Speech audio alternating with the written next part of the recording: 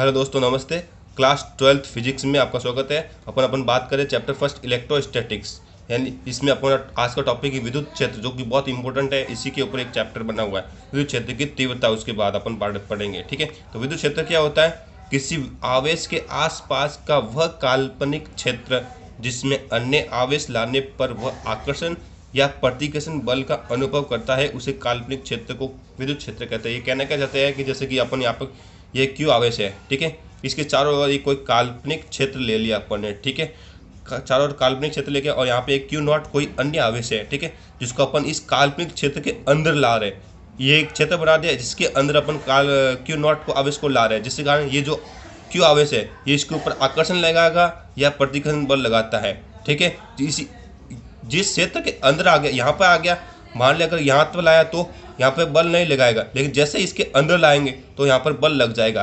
यानी वह क्षेत्र होता है जिसके अंदर लाने पर वह आकर्षण या प्रतिकर्षण बल का अनुभव करता है, उसी को क्या कहते हैं? विद्युत क्षेत्र। करने किन्हीं दो आवेशों के किसी आवेश के आसपास का वह काल्पनिक क्षेत्र जिसमें अन्य आवेश लाने पर वह आकर्षण या प्रतिकर्षण बल का अनुभव करता है, उस काल्पनिक क्षेत्र को ही विद्युत क्षेत्र कहते हैं। इसी काल्पनिक क्षेत्र को ही विद्युत क्षेत्र कहते हैं।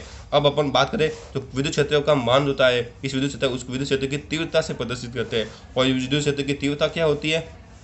किसी एकांक परीक्षण आवेश पर लगने वाला जो कूलाम बल है, विद्युत क्षेत्र की तीव्रता कहलाती है। अपन अभी बताया कि इस आवेश पर बल लगाएगा, वो क्षेत्र के अंदर आने पर जो बल लगाएगा वही उसकी क्या होगी विद्युत क्षेत्र की तीव्रता होगी। यानी कि ई बराबर एफ बट्टा क्यू नॉट होता है। यानी क्यू नॉट को अपन जैसे अंदर लाएंगे उसके ऊपर बल लगेगा, और जो बल लगाएगा वही उसकी क्या होती है? विद्युत क्षेत्र की। जितना बल लगाएगा वही उसकी विद्युत क्षेत्र की तीव्रता होती है।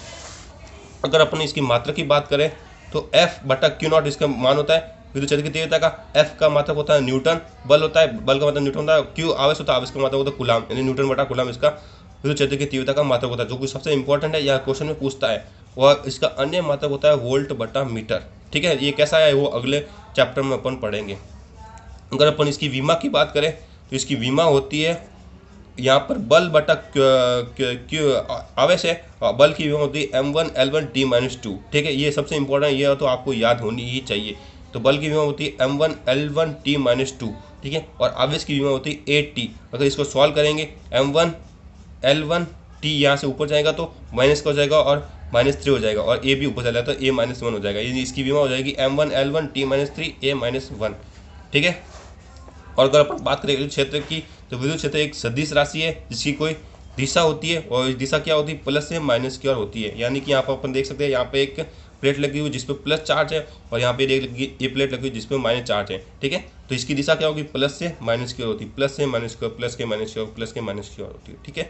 और यहाँ पे एक आवेश लगता है ई, ठीक है। तो इस पर बल लगेगा, एक तो एफ ई ऊपर की ओर लगेगा और एक एम जी नीचे की ओर लगता है, ठीक है।